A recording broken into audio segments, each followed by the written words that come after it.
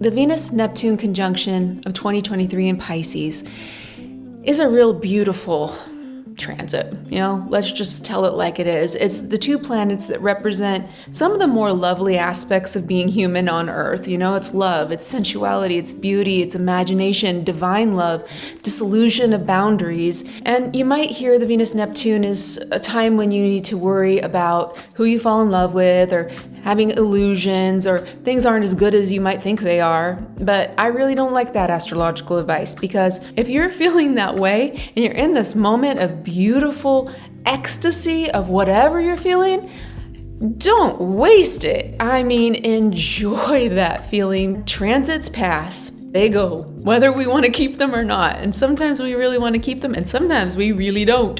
This can be a moment where your imagination is taking off, or your thinking is going a little bit fantastical or more imaginative, and your creativity might be coming to the surface, or ideas about creativity. When your fantasies, when your ideas give you ecstatic goosebumps, not to be wasted.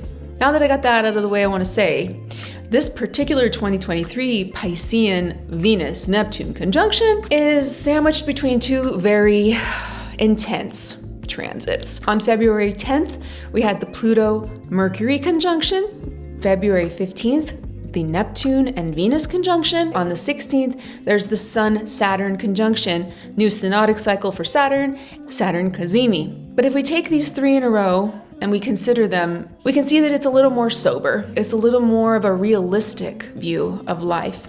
And maybe seeing that there can be something really beautiful in the realism of what we're figuring out. This Venus-Neptune conjunction lands on a Sabian symbol that represents a cleansing and a renewal, a Sabian symbol Pisces 25. That's the purging of the priesthood. So when you think about that, it's an image that really cuts to the bone. It indicates that perhaps there's something in your life that maybe is not correct. Something from your past that has made you self-limit. And that can be a million things. I don't know. You know what I'm talking about. It's yours. So this is something that needs to be purged. It's something that needs to be purified. This might take a while to do. Mercury-Pluto conjunction might have said, okay, here's this thing, let's think deeply on it and process it a little bit. And then you have the Venus and Neptune conjunction, and that's when some forgiveness can come through, imagination can come through. We can start seeing a possible solution for some of those issues. And it could just be as simple as the feeling of getting free from whatever it is that's being purged or being cleansed or has been processed. There might be a new area of life where you're ready to put some imagination, some hope, some love, some beauty, some forgiveness. Man, even just listening to a good song, even just getting a good cry, that works too. With Saturn Cazimi coming in on February 16th, the very next day, it's not a cry that you're going to get for too long.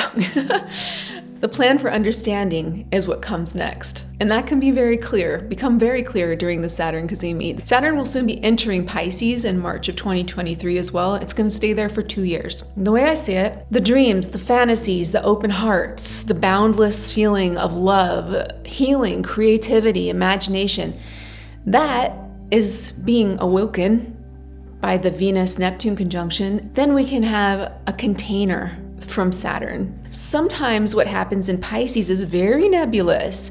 It's like holding mist. It's just, it's beautiful. Wouldn't you love to hold it? But or walking on a cloud, you're going to fall right through.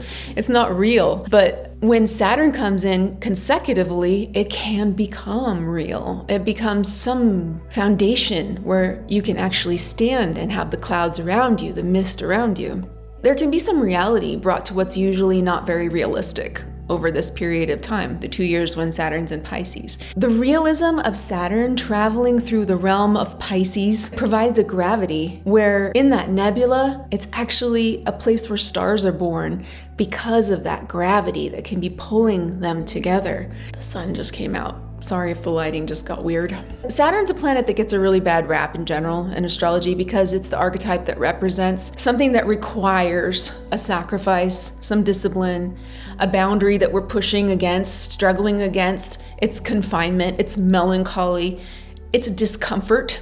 but it's in its own domicile. It's powerful in Aquarius, and with this Cazimi, it's right in the heart of the sun. On top of everything else, Saturn is making its last Cazimi starting from Aquarius, and it won't be back there for 28 years. Saturn doesn't return to Aquarius until the year 2050. To have discipline, to make use of what we see, of what we learn in that deep nebula of Pisces, the far out. The positive endgame of Saturn experiences is one of earned strength. It's power over weakness through trials. You have to earn it. If you don't earn it, you don't deserve it. The best thing you get from Saturn in your life, if you put the energy in, you become a master of whatever you're putting the energy in. Saturn is mastery. Mastery of skills, but also ultimately mastery of ourselves and our potentiality. It's complicated. This one transit, Venus conjunct Neptune in Pisces, alone in a vacuum, is spectacularly divine. It's enlightening. It's straight up beautiful. It's fabulous. It's gorgeous. But when we consider there are other concurrent patterns and transits happening, especially when they're so close together, then we see that this transit is not in a vacuum.